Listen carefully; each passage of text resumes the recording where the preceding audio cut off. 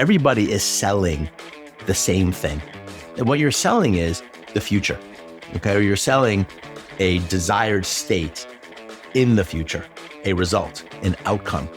And the greatest salespeople understand that whoever they're talking to are sitting there with a need.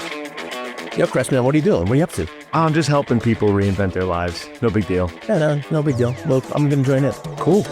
God bless, we're breaking these runs. Life too short to play it on speed run. So, Chris, what is going on today, my brother? What is top of mind? Yo, I'm really excited today, Todd, because today we're talking about one of the most, if not the most important areas for career reinventors to master. And I know it's something that's near and dear to your heart, and it's an area that you're an expert in. And these are really like fundamental skills that are needed for any business owner, any entrepreneur, and really most people, sales and marketing.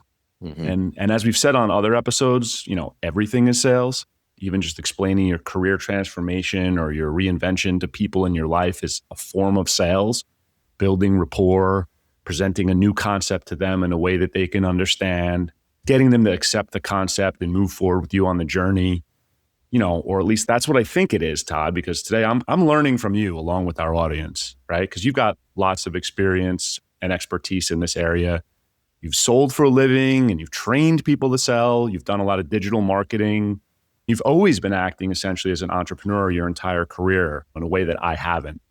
So I'm really excited today to learn some of these techniques and skills that are needed for sales and marketing and some ways to get smarter and get better at this, you know, because it's just so fundamental to business success.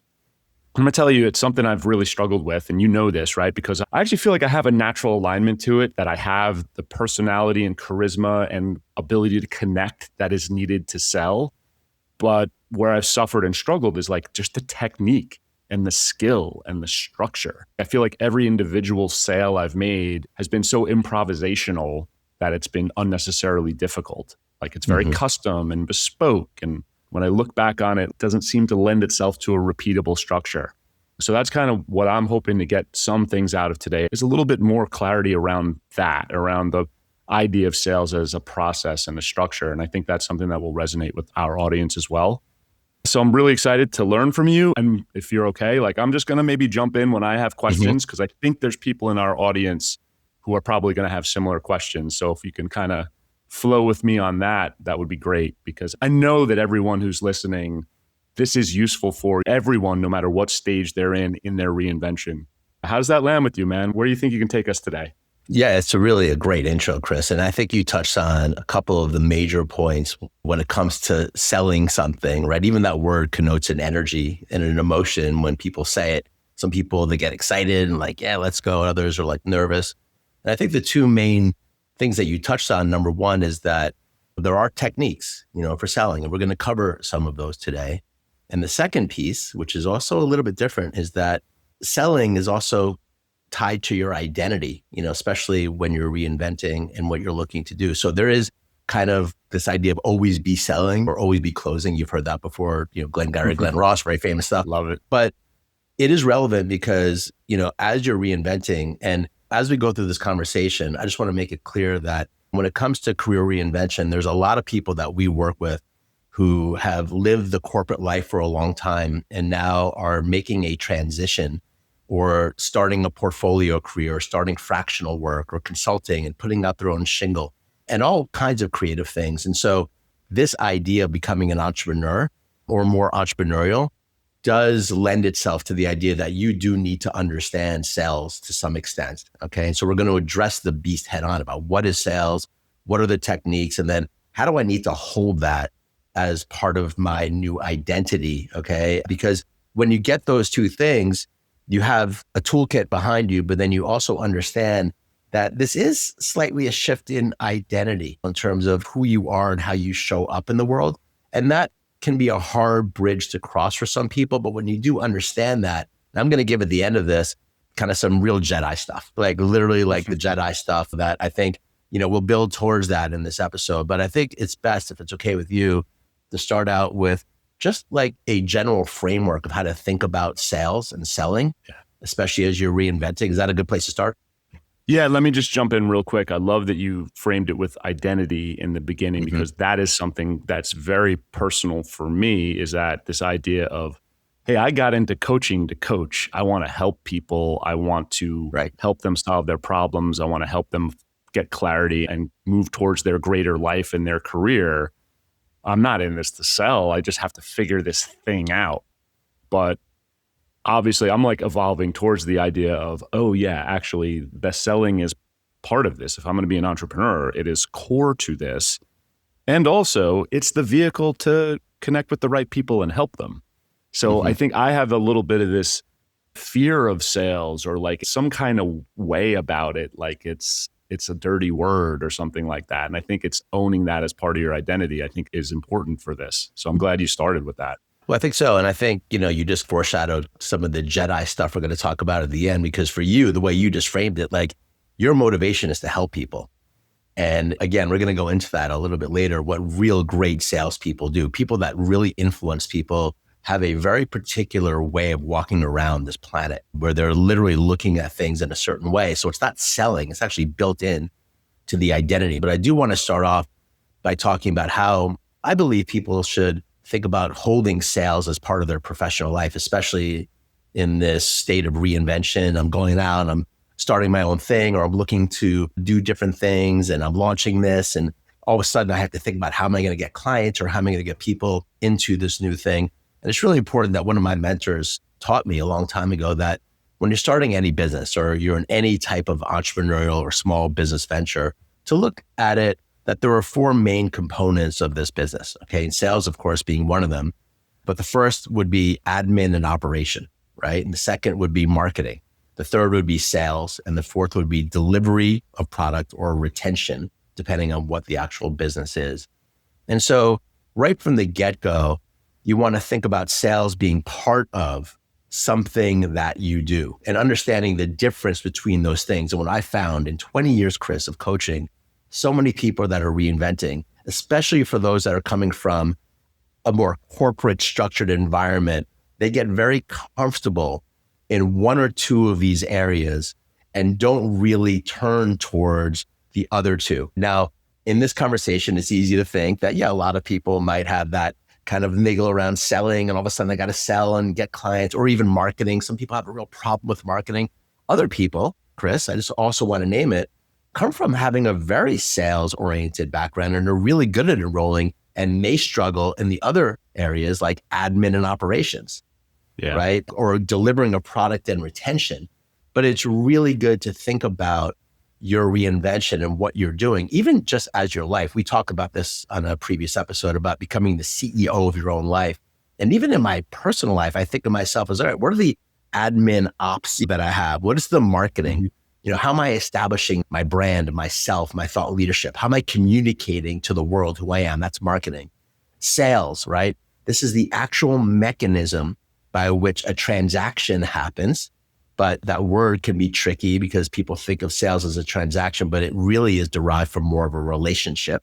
And we'll talk about that. And then delivery and retention of a product. Okay. So I think just starting there, if you're listening to this and you're in reinvention, you're like, all right, yeah, he's right. Like, we got ops and admin.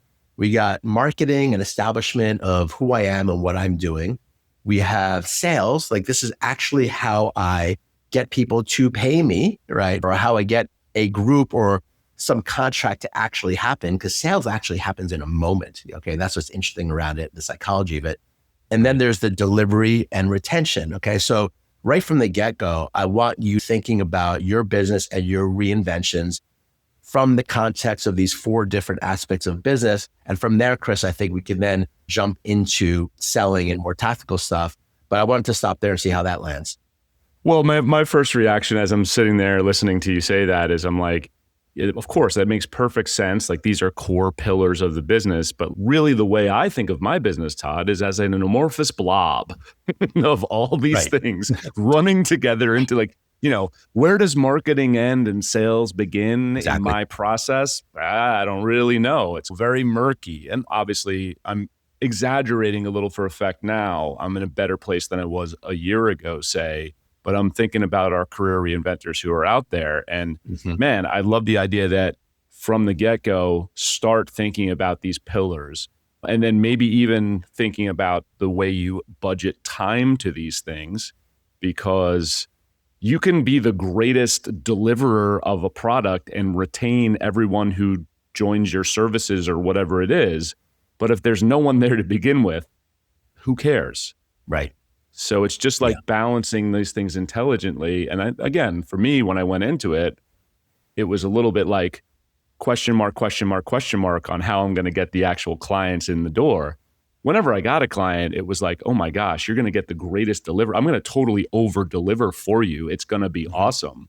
But obviously sales is pretty critical to this whole running a business thing. Right. Yeah, it is. And I love that you're always leading it to go into the actual tactics. And we're going to get there because even with what you just said, some of the things that I'm about to share are going to really, really help you. But actually, before we get into that level of tactic, just in general, when we go into sales, like this is really important for everyone to understand. Everybody is selling the same thing. And I'm talking about when you're in front of a client or a prospect or a company or someone that you're trying to engage with, where there's going to be a financial transaction, if somebody is paying you or your company's services for something, we're all selling the same exact thing. And once you get this, it changes. And what you're selling is the future, okay? Or you're selling a desired state in the future, a result, an outcome, okay? And the greatest salespeople, okay, or the greatest business people understand that whoever they're talking to are sitting there with a need. Okay, they have a need and a hope for some outcome in the future to happen. And this relationship or this transaction or whatever it is an experiment in, can I get to that future state? Can this person, can this group help me get to that desired state? It's a transformation. We're all selling transformation. And it's a very powerful way to go about being in a marketing or a sales environment, because what it does is when you get that, it changes you away from, I need to tell this person how great I am and how much I do this and the bullet points of things that I do. And it changes you into somebody that's really deeply listening and curious. And it's not because you're just trying to get the answer and frame it in a way that then you can sell them on your thing. But the key to this is to be authentically curious about the person or people you're in front of. What do they really want? What do they need? What is their desired future state that they want? If you can get that, okay, and you're like sitting, this is how I do it. I sit there and I'm listening. I'm like, what does this person want? What is the state that they want? Later on, when you get to selling or a close, it becomes very easy because you now have the language or very clear understanding of what that person or that group really wants. And this applies basically in all circumstances, okay? I mean, you could be B2B and selling this, but like this person has a job that represents a company and there are needs both personally and there are needs for the company. And a really good salesperson understands that. So deep listening is required. A deep curiosity about who this person is or who are these people and like, what are the dynamics in play here? You want to understand that. These are the prospecting questions. Put that aside for the moment. Let's not get technical here. You're just dealing with human beings that are at work, dealing with money, have responsibility, want to get paid as well, like want to do well in their career. And all you're trying to do is understand, all right, what can I do to understand them really well? And that's sales basics right there. You literally do that. And that changes everything because then you start getting information. And when you start getting that information, you want to repeat it back. So what I'm understanding is like this. And well, actually, no. And like what I'm doing this, I'm writing it down. I want to know the language that they use that describes their pain and describes their future state. Okay. So you want to understand like what language are they using to describe the result and the outcome they want.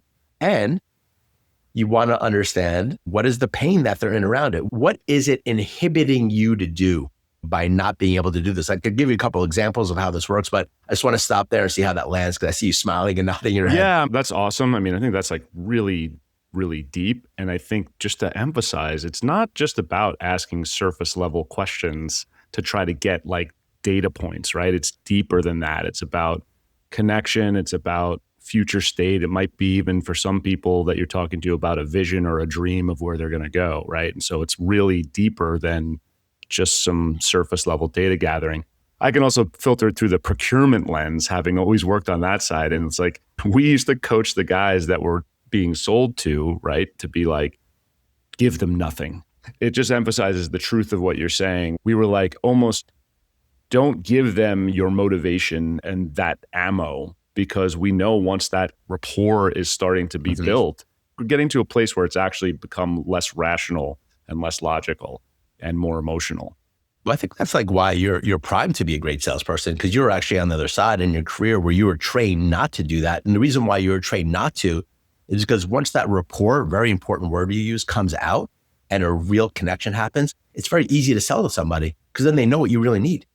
And so your job was interesting because you were literally trained to put a big brick wall in front of, hey, this is what we really need and really want. Okay. But great salespeople find their way to getting that information. I'm going to give you an example. Can I give you an example of like my own life? Okay. This will really drive it home. So years back, like when I'm in my 20s, okay, I was actually going through a pretty rough time. I was reinventing, although I didn't have that word back then. And I got a job working in internet sales for a company, which was really big back then. And I had spent 4 years at DoubleClick in the late 90s. So this was like where I had my initial success. And then I went through a rough time. And then, I kind of got another job at a company that was growing. And they had like 500 salespeople. They were growing, they were getting big. And they flew us down to Austin. We got trained there and came back. There was this big office in New York. And what ended up happening was that in the first 3 weeks of this job, Chris, I became the number one salesperson in the company by using the technique that we are talking about right now. Number one, I mean, I joke people crazy that this happened, but it's true. And I can corroborate it. Like some of my best friends are working at the company and this did actually happen.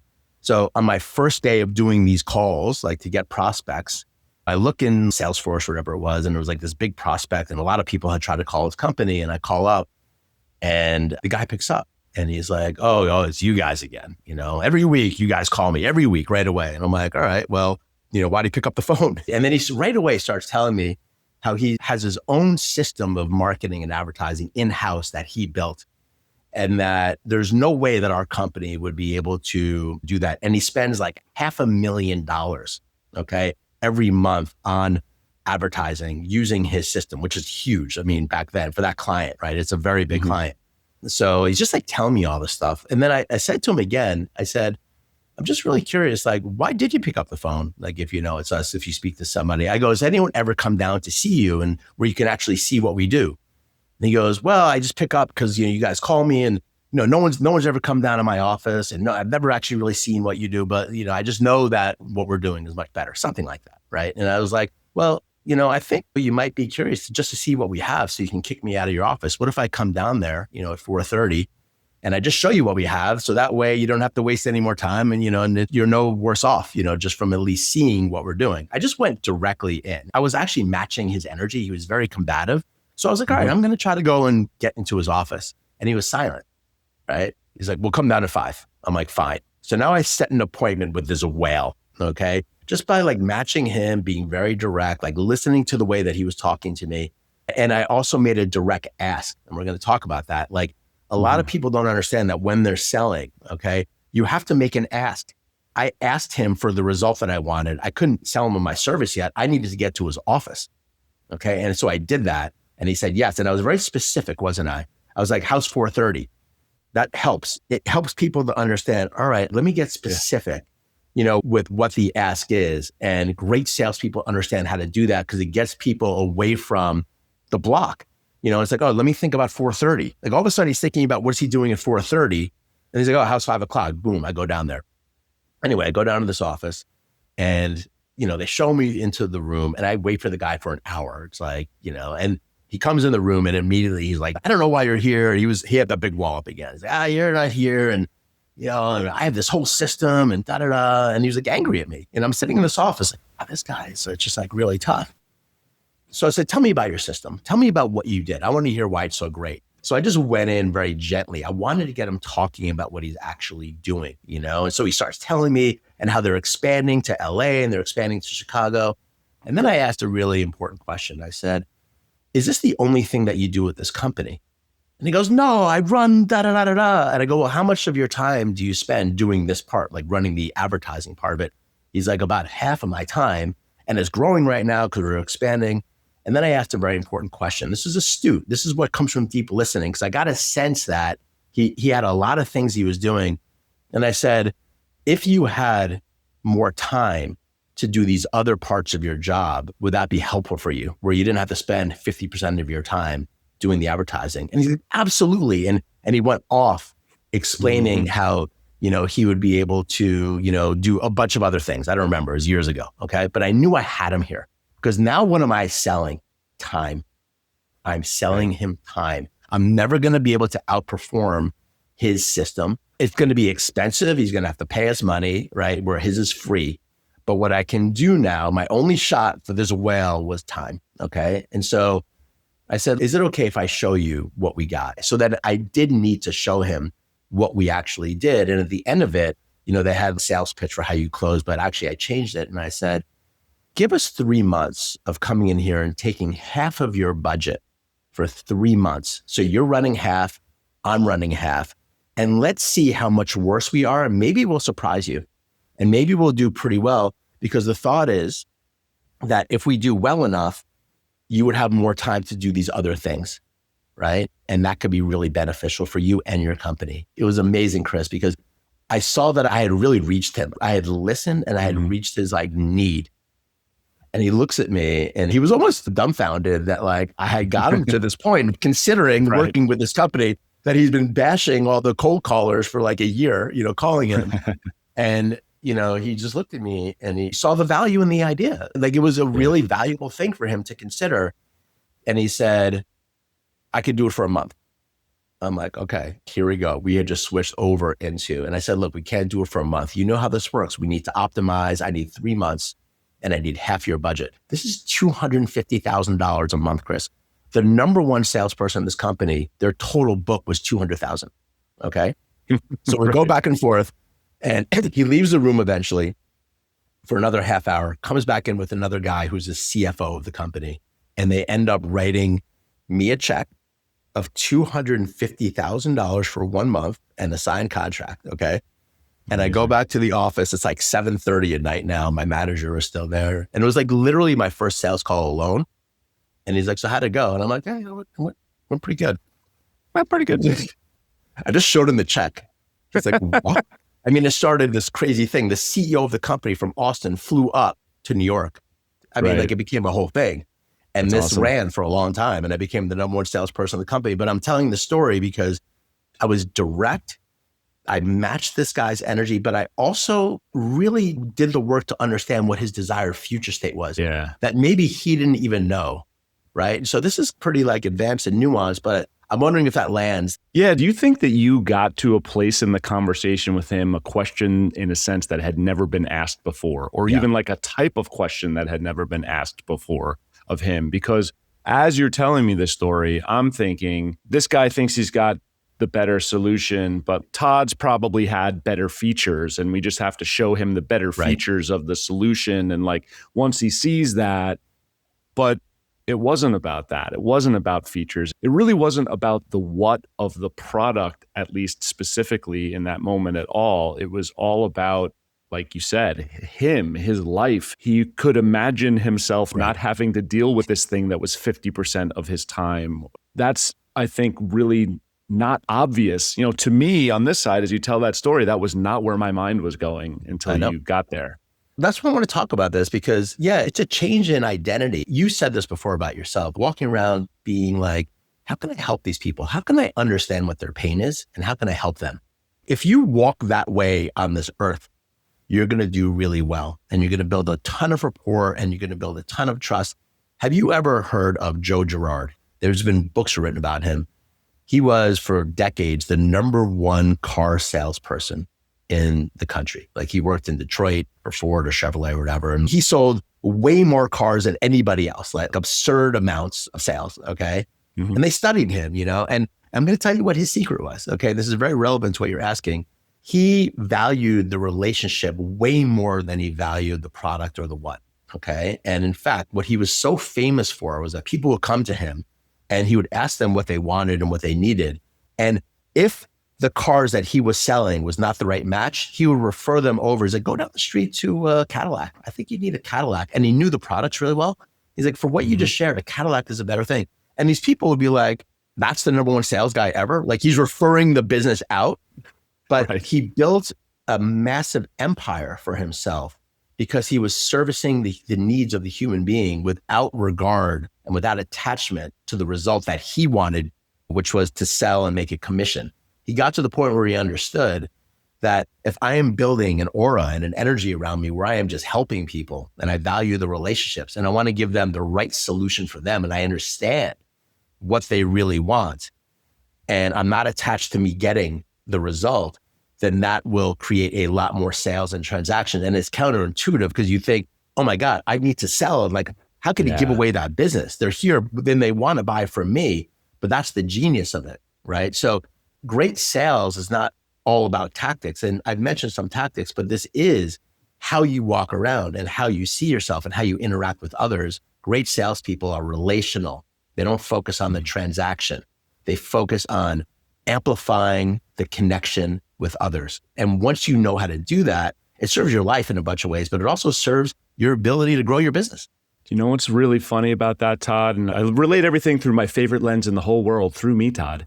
And in all seriousness, the funny thing about it is that I haven't always been like this, but I have been for over a decade now. I walk around the planet naturally just trying to figure out how to help people. I love helping people in any setting. I just get so much fulfillment and joy. And that to me is why we're on this planet. And to some extent, I don't think I'm exaggerating when I say that. That's really the way I feel. And then when I'm trying to sell to people, I completely shift out of that mode and get into this weird transactional place of like, you get in your head. You get in your head, right? I'll admit this. This has not happened with any of my actual clients, but this has happened with prospects. And there's a reason why they've not become clients is when I do a discovery session with a potential one-on-one, it is really like a coaching session in a way, right? I'm in the intake coaching session. And I caught myself at one point, a little back in the past, where I'd be halfway through and I'd be like, oh, this person seems like they really could use coaching and we're connecting well. And then I'd start thinking about, okay, so what are we going to do? A package of 6? We're going to do 3? We're going to chart. Like I got into like almost a math mode in the conversation. And one, I believe that kind of breaks the rapport and connection because now I'm not with them with as much presence. But I just think that as I'm hearing you say this, I'm like, that is just not the mode to be in that place. It's like, let's keep helping them. And you'll tell us later, right? At some point, it has to convert into a close or an ask or something. But that's the part where I think I was doing that from the beginning and like getting in the wrong mode or the wrong relational mode between the two of us, right? Yeah. I mean, it's so like on the ground what you're talking about, right? And I think one of the ways that you want to hold something or a sales situation, like you're on the phone with a prospect or a client, you're in that mode, you're in the sales part of your business. Like, you know that that's something that you do. And now you're in this mode of sales. And I want to get into some of the tactics now a little bit more. And you just freeze up and your mind goes to the what, and you get away from the curiosity. And one of the ways that you combat this, Chris, is by before you go into any sales situation, or just be okay with people not paying you money for the thing, let go of attachment to the result. If you let go of attachment to the result, like, all right, they're probably not going to pay me. You just let it go. You learn to do that. This is a skill, okay, where you literally let it go. And then you go in there, then you can just be human. You can ask them the questions. And then at the end, if it feels right, you can go to some of these closing techniques, okay? And that's what we want to talk about now. So I think that's why we're talking a lot about mindset and identity on this, because I think where most people fail is by trying to learn sales tactics, but it comes off inauthentic because they're trying very hard in their mind and they're not really connected with a human being or human beings in front of them, okay? And so that's the shift that needs to happen, why I keep saying it over and over again, why I'm mentioning my own story, right? Why I'm mentioning, Joe Girard and all these stories of people that can build empires just by connecting. Okay, this is how it goes. But I do want to just talk a little bit about, all right, the actual sales techniques and some things that I've said here, but I want to reiterate them. Again, we're selling the future state, the desired future state, right? And so like when you see a website that has a bunch of testimonials on them, a good testimonial, from a client is sales to me, right? So we spend a lot of time getting testimonials from our community and the work that we do.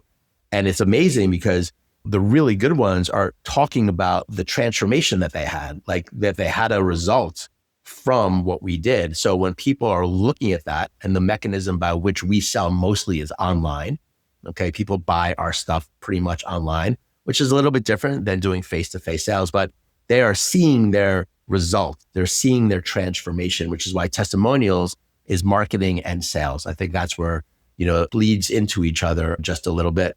But when you get to that point, Chris, right, and you're feeling like, all right, this person is ripe, like I can actually potentially work with them and close them, you ask for the sale directly. Okay, like you do it. It's very important to be aware of the energy in your body. Some people are like really nervous around this, right? Some people are just like really over aggressive and like wanting to get the sale. Some people are kind of detached and curious. I would say detached and curious is the way that we want to be. Okay. Like sometimes I'm almost like laughing, like, all right, like I'm going to ask them for the contract right now. I'm going to give them a really great price that would make me very happy, and I'm going to reiterate very clearly why I think I can do a good job of getting them to that desired future state. Like I use the language that they said about what they want as I'm talking about not only what I'm doing, but what we can achieve together by doing this, right? So I think asking for the sale directly is something that a lot of people don't do. And then the second thing is like being okay with silence and being okay with the space that needs to happen. Because once somebody is asked for a sale, something happens. Okay, like they heard it and now they actually have to process that and they have to really think, okay, this person asked me, to do this. And now I have to think about, and that's where you start to get those initial objections. Oh, well, I need to go back and talk to my boss and all this. Oh, I need to go do this and da-da-da. That's literally just kind of getting in the way of them saying yes. Remember, like true sales, any sales happens in a moment when someone makes a decision that I'm going to pay you money for this, right? Or my company is going to buy this contract, or I'm going to buy your product or service. It happens in a moment of time.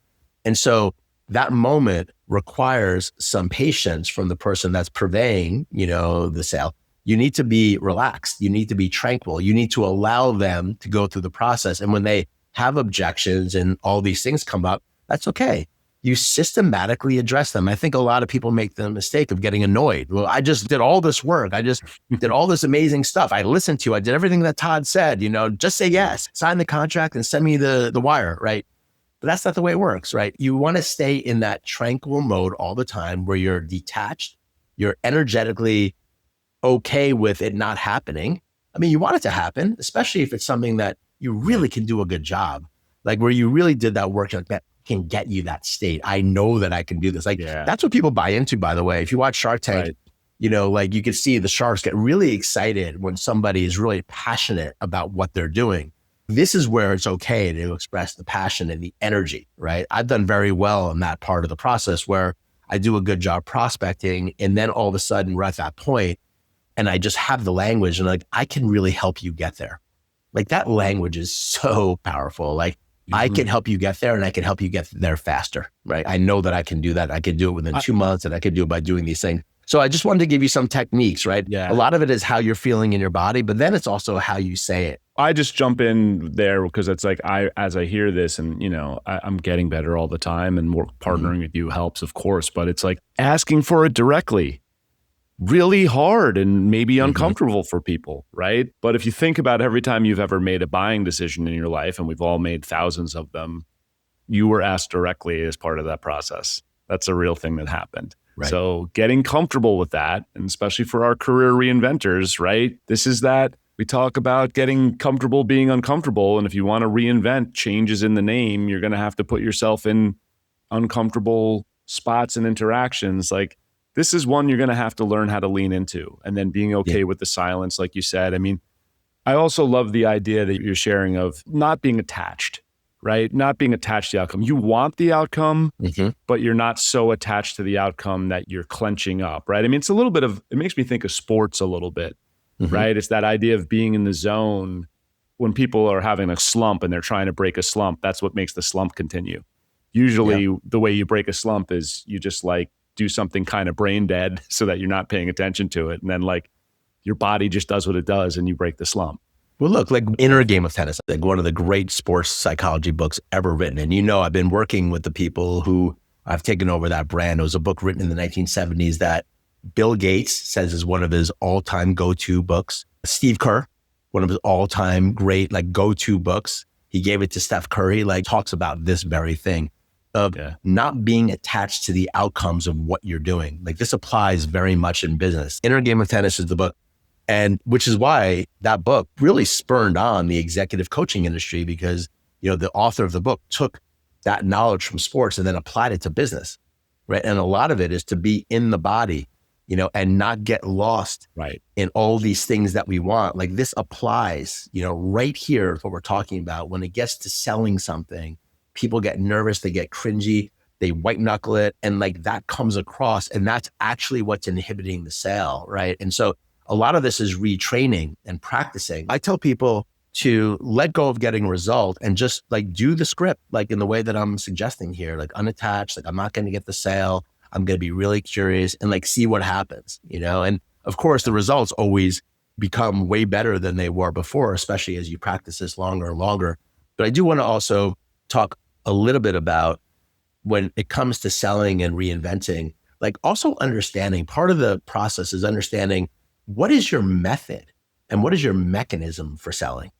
People are very unclear and ambiguous around this. Like, am I selling my services online, right? The people transact and pay me money online, or am I getting on phone calls where they will give me their credit card on the phone, or am I getting on phone calls, but then they will have to literally get a link and pay me through that link? Like these details, by the way, now we're getting really tactical to closing and getting money flowing is very important. I think a lot of people don't shine a strong light on how they actually get paid. I know this is something that you and I dealt with.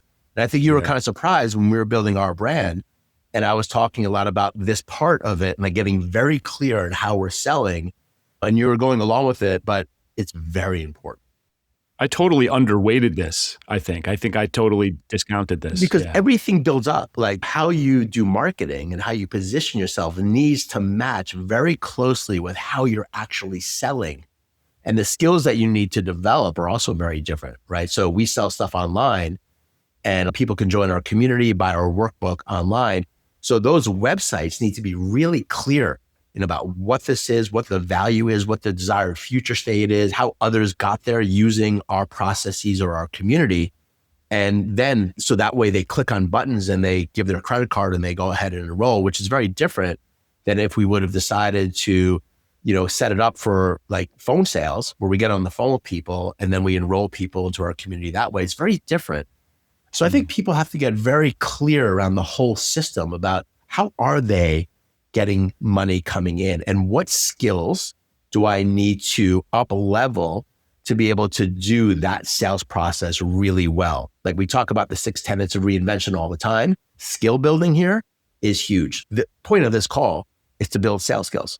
That's what we're doing. We're helping you think about sales differently, think about who you are and what you're doing, but there's other things that you can be doing here. Okay. And so learning your method of sales based on the mechanism by which money comes to you is huge, right? And I think that alone I've seen help so many people skyrocket their businesses. They're ambiguous around it. Like you said before, it was like a blob. So that's another piece that's very important. For sure. That's really important. I mean, we're probably going to have to do another episode on this, Todd, because there's so much that you've shared. And I know we even like talked about the idea of, sales and marketing. We really spent 99% of this conversation around sales. I think marketing is a whole other topic we can get into. And I know, again, for me, with my amorphous blob business model, right, where marketing ends and where sales begins, I think there is some ambiguity there actually in reality, but I think just getting clarity around how that pipeline works, that might be a whole episode in itself that we talk about. Well, marketing, we could talk about marketing. That is to me a little bit of a different thing. And we're going to do more episodes, Chris. I love your questions. This has been a big part about our relationship and, in our community, right? We're helping people with this part of the process. People are coming in with this question a lot. so many people in our community. I mean, because we got people who are really going from a mode where this was all done for them in the organizations that they worked in. And now they're really excited about this new thing that they're doing. They're hanging a shingle. They're doing their own consultancy. Right. They're building their own business from scratch. And now they have to figure this out. And it can be a blocker for people if they don't lean into these skills and really take it on, because this is a point, we've seen this, Todd, right? Where we were telling people to start to ask for the sale and go down this path. This is a point where people are like, let me work on my website a little bit more. Exactly. Maybe I'll go apply for another LLC and see if I can get, this is like a real off-ramp for people, because this is kind of real nerve-inducing for a lot of people.